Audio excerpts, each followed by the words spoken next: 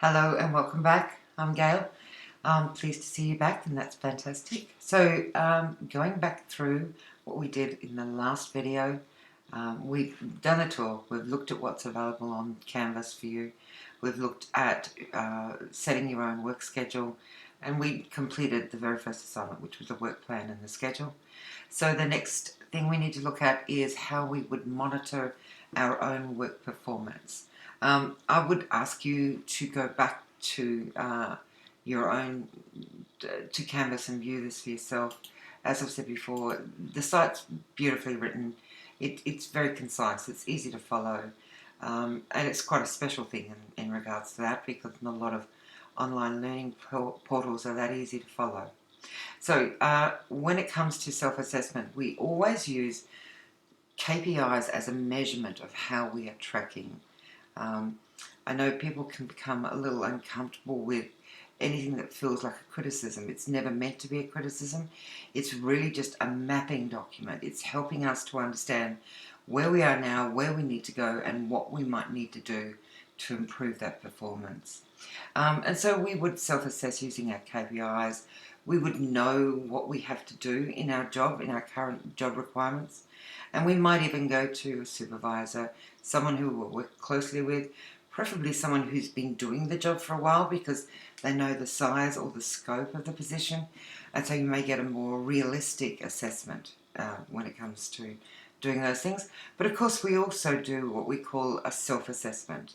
In community services generally, we talk about reflection and self-assessment. And those are things that we do when we start thinking about the quality of that interaction when we're working with the client. So that's fine. It's a very important part of what we do. So if we go back to modules, I just want to go back to modules and go into the other bit. So in terms of getting feedback on your performance, ordinarily you would go to your client. Your client is your customer in this instance. You might look at the employers that you're working with, that they need someone, and so they're looking to fill a vacancy. The other stakeholders, of course, are the department, the people that paid for the contract, and your manager and your supervisor and things like that. Feedback can take several different forms. You can have the formal versus informal, and you can have a documented or casual interaction. And often these are the mechanisms, once again, we use to understand how we can improve on what we're currently doing. Some of the tips obviously are here. I won't go through them all because it's quite long, but listening carefully, asking questions, being really clear, using really clear language, allowing the person who's giving you the feedback an opportunity to tell them you understand what they're saying to you, things like that, because it's important to feel like you're being heard. Commit to taking some action, trying not to be defensive, thanking the person. I know it's particularly difficult, but with time it gets easier. And at the end of the day, it's not about you as a human or you as a person. It's about you as a deliverer of a service to the people that you value, and they need that from you. So take it from that position, perhaps, if that's where I was going to go. So the next thing you might want to read up on is how you might identify any variations in services. And generally, we know there's a problem if there's poor service to customers, i.e. your clients are giving feedback through perhaps the complaints mechanism that they're not happy with the service, or poor quality of the completed work, which might be you put together a resume and the employers are saying they don't like it, they don't like the resume. Jobs being left unfinished is always a very interesting one, because we should never really get into that place of having things undone and tasks not being done according to procedures. So those are some of the ways that we might know that there's a bit of a problem. Now, I'm not going to take you through stress, which sounds really funny when you say it aloud, because it's not going to be relevant for the first assessment. But the very first assessment, remember, I went back into modules, I scrolled down until I got to, here we are. We skipped over signs of stress. Trust me, I'll do that in the next one. The self-assessment you'll go to the assessment page, you'll click here, and you'll upload it, and I'll show you what it looks like. That's what it looks like. It's a template where you really just do some thinking about firstly how you would assess your work. So you would look at what you feel you're doing well. So what your requirements are for your job, and only you know that one. What you're doing well, and what are the skills gaps, things that you might want to add to that. You would then imagine yourself as your manager, and that requires you to sort of step outside of yourself a bit, but it's fine for this exercise.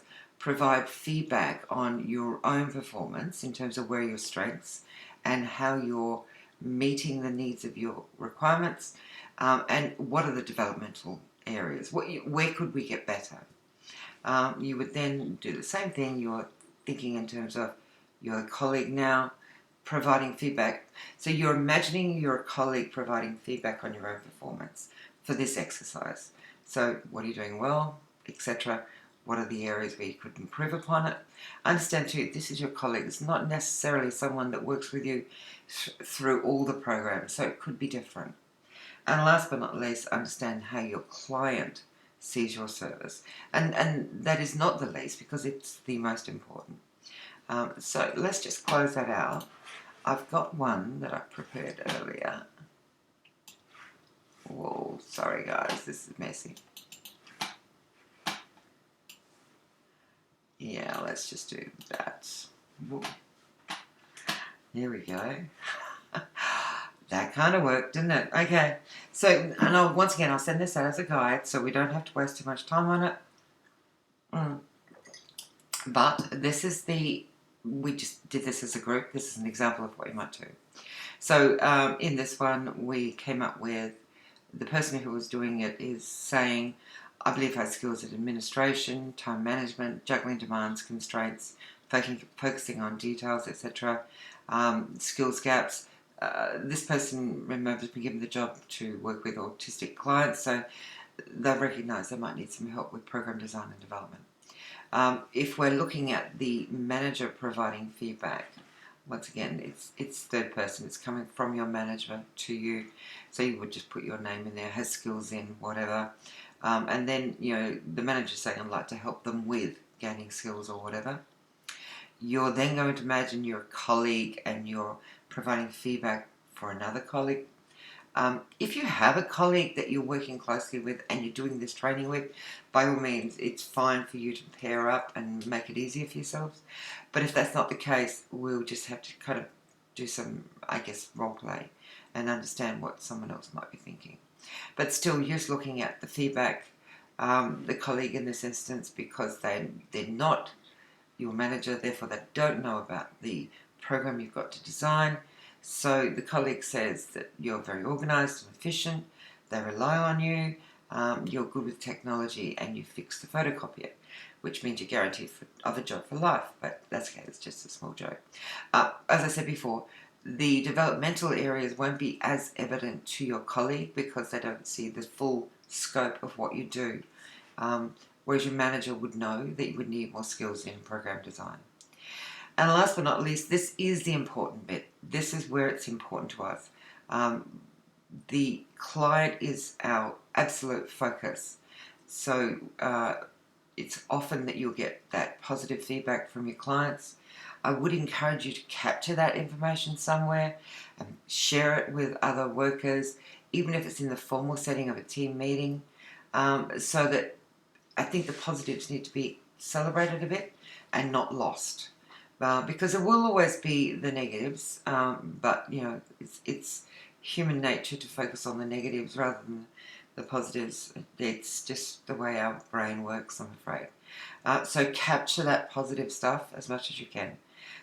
You will also receive feedback, obviously, through the complaints mechanism. Generally, it's about an organisation, a policy, or a site. It's not necessarily about one individual, or that's a whole different thing when that happens.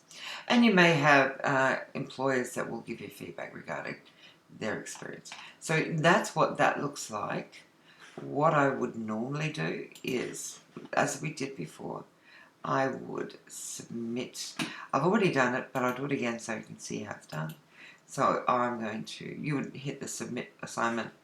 I'm going to go choose here. I'm going to go with self-assessment. Sorry, took me a while to find that. Okay, and I'm going to hit submit. And she's done. She's done. Now, in theory, I would go to next. But for this, I'm going to see you on the next video. Thanks for listening. I'm Gail Lillman.